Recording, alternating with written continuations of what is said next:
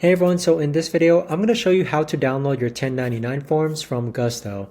So this is going to be particularly useful for individuals who are tax season is almost approaching us and you want to send your 1099 forms to your accountant or tax preparer.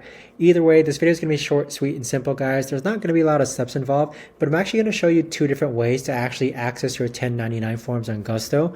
So the first way is that you can click on Taxes and Compliance and then click on Tax Documents here on the left-hand side. And then from here, you could actually click on 1099s as the tab. So with that, I currently don't have 1099 forms just because I don't work as a 1099 worker, but in your case, your tab might look different if you do get 1099s.